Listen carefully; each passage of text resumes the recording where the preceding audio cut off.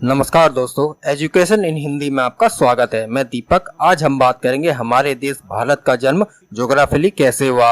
आज से लगभग 20 करोड़ साल पहले हमारी धरती पर आज की तरह दिखने वाले डिवाइडेड कॉन्टिनेंट नहीं थे।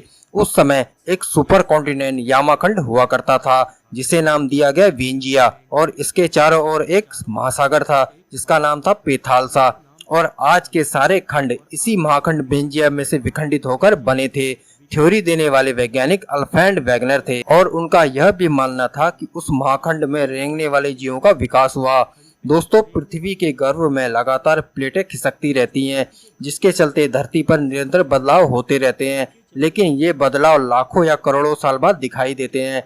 इन्हीं बदलाव के चलते आज के ये दिखने वाले कॉन्टिनेंट का जन्म हुआ और उनके साथ ही हमारे देश भारत का भी।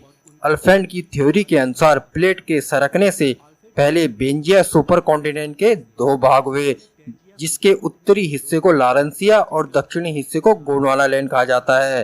और इन दोनों को डिवाइड होने के बाद जो बीच में महासागर का पानी भरा एक खाड़ी का निर्माण हुआ, उसे वैज्ञानिकों ने टेथिस सागर का नाम दिया।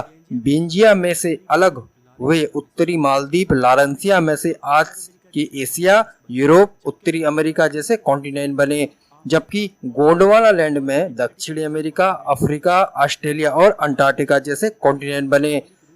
लेकिन भारत उस समय गोंडवाना लैंड महाद्वीप का हिस्सा था और आज का अफ्रीका और भारत एक ही प्लेट पर टिके थे।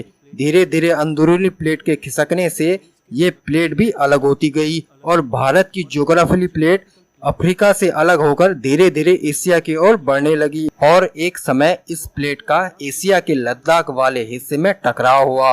दोस्तों, भूगर्भ में जब भी प्लेटों का टकराव होता है तो भारी प्लेट नीचे की ओर सरक जाती है और हल्की प्लेट ऊपर उठ जाती है, और उस वक्त भी ऐसा हुआ और आज के हिमालय का निर्माण हुआ।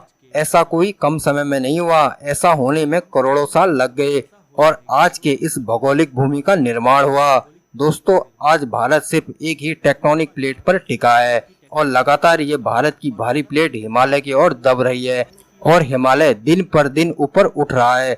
इसके साथ ही हिमालय के सारे पर्वतों की और माउंट एवरेस्ट की हाइट भी साल पर साल बढ़ रही है। दोस्तों, इस थ्योरी को सिद्ध करने के लिए अल्फ्रेड ने यह भी कहा, आज के दिखने वाले सारे कॉन्टिनेंट एक दूसरे में फिट होते हैं। किसी भी तरह इन सब को एक किया जाए तो फिर से बेंजिया सुपर कॉन्टिनेंट का निर्माण हो सकता है। चलो, यह तो एक संयोग भी हो सकता है। अल्फ्रेड ने अलग अलग विस्तार में जाके उन महाखंडों की जीव सृष्टि का और प्राचीन खड़कों के अवशेषों का अवलोकन किया, तो यह मालूम हुआ कि विमुक्त अवशेष अलग अलग खंड में एक समान ही थे।